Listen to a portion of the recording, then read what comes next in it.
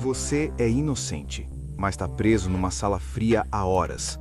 Toda resposta sua vira outra pergunta. Toda explicação vira contradição. E então alguém encosta na mesa e diz num tom quase casual: se você confessar direitinho, isso acaba. E de repente o seu não começa a parecer inútil. Hoje, a gente vai falar de um pesadelo real, falsas confissões, quando inocentes admitiram crimes que não cometeram. E a gente vai entrar com mais profundidade em dois casos que viraram símbolo: os Exonerated Five na Nova York e o caso Evandro no Brasil. Esse é o Noite de Crime.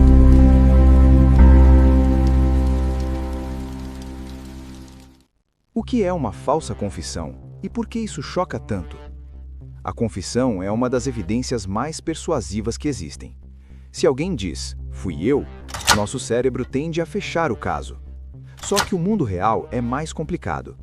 Existem registros e pesquisas indicando que falsas confissões aparecem de forma relevante em casos de condenação injusta, inclusive em exonerações por DNA. Organizações como a Innocence Project apontam que uma parte significativa dos exonerados por DNA chegou a confessar falsamente. E tem um detalhe ainda mais inquietante. Em muitos casos, a falsa confissão parece rica, cheia de detalhes. Como isso é possível? Porque detalhes podem ser sugeridos, contaminados ou incorporados ao longo de horas de entrevista e pressão psicológica, um ponto discutido por pesquisadores como Saul Kassim ao analisar casos emblemáticos. A pergunta é: como alguém inocente atravessa a linha e diz, sim, eu fiz? 3 tipos de falsas confissões. Para entender isso, pense em 3 portas diferentes. Confissão voluntária. A pessoa confessa sem pressão direta, por culpa imaginada, desejo de proteção de alguém, busca por atenção, confusão mental. Confissão por complacência. A pessoa confessa para escapar, parar o interrogatório, dormir, comer, evitar uma ameaça, resolver logo. Confissão internalizada. A mais assustadora. A pessoa, após manipulação e exaustão, começa a duvidar da própria memória e pensa: e se eu tiver feito e não lembro? Agora, segura isso, porque nos 2 casos de hoje, essas portas aparecem, uma após a outra. A noite em que Nova York quis um final.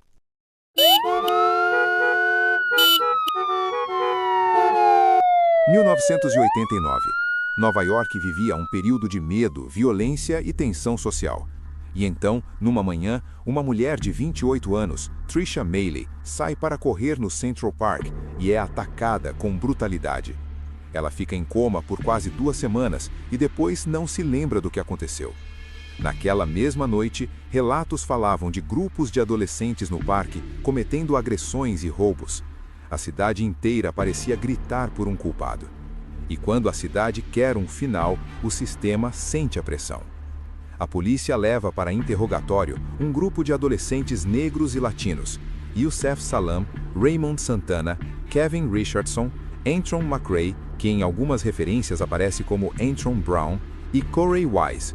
E num nível simbólico, a história encaixa para parte da mídia e do público.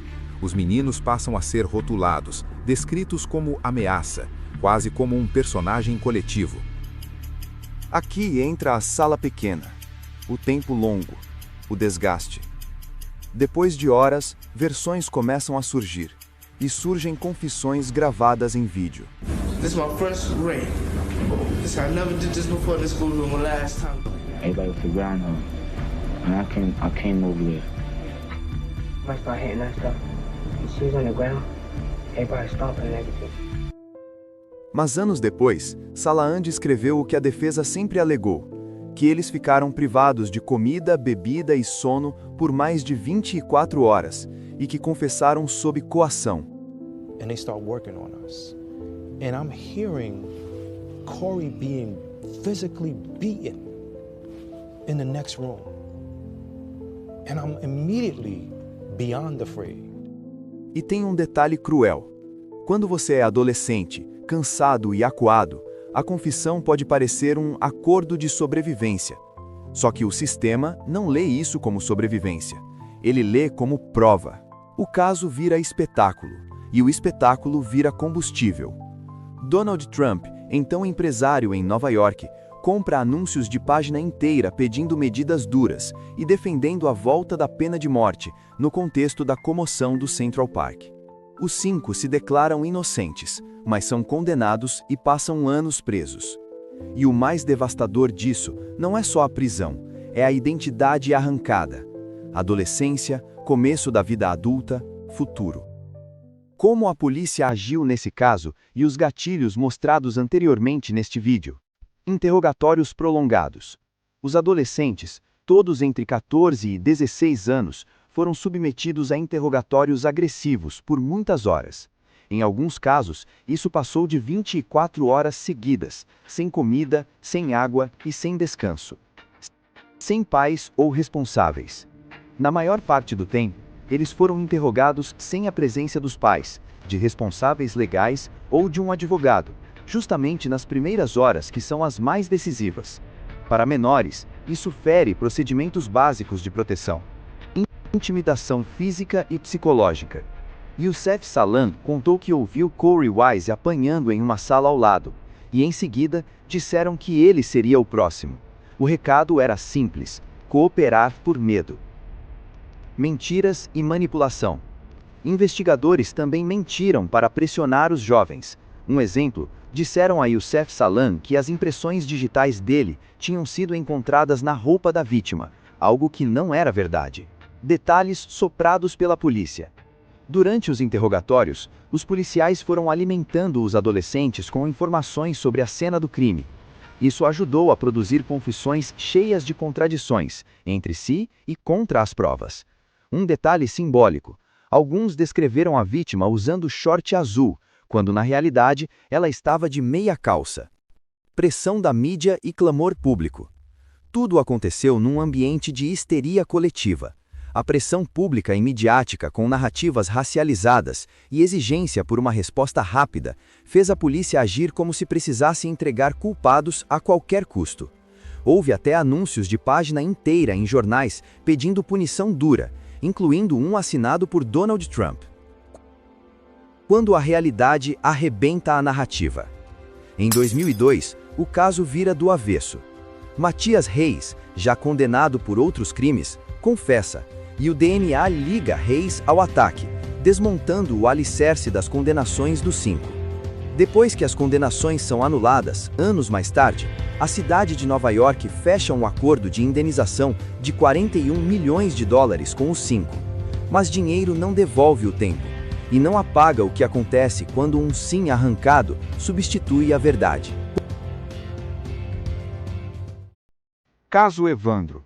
Quando a confissão não é só prova, é a própria armadilha. 1992. Guaratuba, litoral do Paraná. O menino Evandro Ramos Caetano, de 6 anos, desaparece. Dias depois, o corpo é encontrado em um matagal, e o caso explode, tanto pelo crime em si, quanto pela comoção. A investigação, em determinado momento, aponta para uma narrativa que ganha nome próprio na cultura popular: As Bruxas de Guaratuba, com a alegação de que Beatriz Abage e Celina Abage, à época primeira-dama do município, teriam encomendado o crime como parte de um ritual. Importante, isso era a tese acusatória que dominou a época e contaminou a forma como tudo foi contado. Outras pessoas também foram incriminadas, incluindo Davi dos Santos Soares, Oswaldo Marceneiro e Vicente de Paula Ferreira. Só que o coração do tema de hoje não é a lenda. É o que aparece quando a fita toca do começo ao fim. Na revisão criminal, áudios usados como base revelaram algo que muda o peso de tudo: torturas e coações para que pessoas confessassem crimes que não cometeram. Em um trecho particularmente emblemático, que circulou amplamente, o interrogador diz a Beatriz para confessar direitinho para ele não botar mais a mão nela. Foi isso, eu matei. Quem tava junto com você? Peraí, amigo. Quem tava junto com você? Eu tava sozinho. Tava. Você levou aonde? Eu levei no mato e matei. Eu olhei no relógio, depois era à noite. você lá na sessão, você não vai querer falar. Não, tô falando. Você não tá querendo falar. Era noite. Quem tava junto? Tava eu, o Paulo, ela e a Michelle. E daí a gente chega na fábrica. Vamos lá, criança, ei, mas você sabe quanto foi? É 7.008. Com 7 tá dando muito. 7.000. Não é pressão, é ameaça, é controle, é a assinatura moral de uma falsa confissão. E tem mais. Por anos, o processo não lidou com tudo isso do jeito que deveria. Fontes jornalísticas apontam que trechos que indicavam tortura foram omitidos, enquanto versões usadas no trâmite destacavam a confissão e suprimiam o que vinha antes. Os áudios foram ganhando luz pública com o trabalho jornalístico ligado ao projeto Humanos, de Ivan Mizançuk, com divulgação de materiais ao longo do tempo, incluindo publicações em 2020 e 2021, em torno das gravações sem edição. E esses materiais embasam o caminho jurídico. A defesa protocola pedido de revisão criminal no fim de 2021 e, em agosto de 2023, o TJPR aceita que gravações sejam usadas como prova na revisão. O caso é tão gigantesco que atravessa múltiplos julgamentos e há registro de júri que durou 34 dias, apontado como um dos mais longos da história do judiciário brasileiro. Em 1998, Beatriz e Celina chegaram a ser absolvidas, em parte porque se alegou falta de comprovação, à época, sobre a identificação do corpo. Depois, houve novo caminho judicial. Em 2011, Beatriz foi condenada a 21 anos e 4 meses. E enquanto isso, o tempo foi fechando portas. Celina não voltou a júri por prescrição associada à idade, e Vicente morreu em 2011 no sistema prisional, segundo registros jornalísticos. Em 2022, o governo do Paraná emitiu um pedido de desculpas oficial a Beatriz, relacionado às torturas. E então vem o ponto decisivo, que amarra tudo com o tema do vídeo. Em novembro de 2023, a revisão criminal no TJPR, na prática, inocenta condenados. E em 25 de setembro de 2025, o STJ mantém a absolvição e reforça o alerta. Condenações baseadas em provas ilícitas, obtidas mediante tortura, não podem ficar de pé. Quando a confissão nasce do jeito errado, ela não é só fraca, ela vira um veneno que contamina o processo inteiro. Olha como os dois casos conversam entre si. Pressa por resposta, a cidade em pânico, a opinião pública cobrando.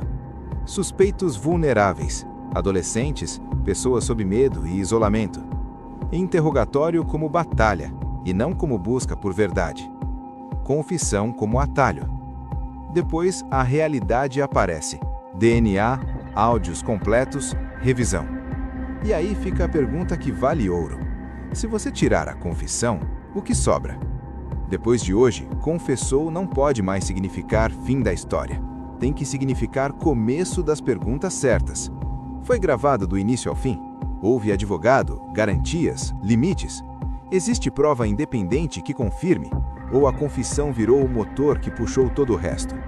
Agora eu quero saber de você. Qual parte te chocou mais? As confissões dos adolescentes em Nova York ou os áudios no caso Evandro? Escreve nos comentários. Oi, tudo bem?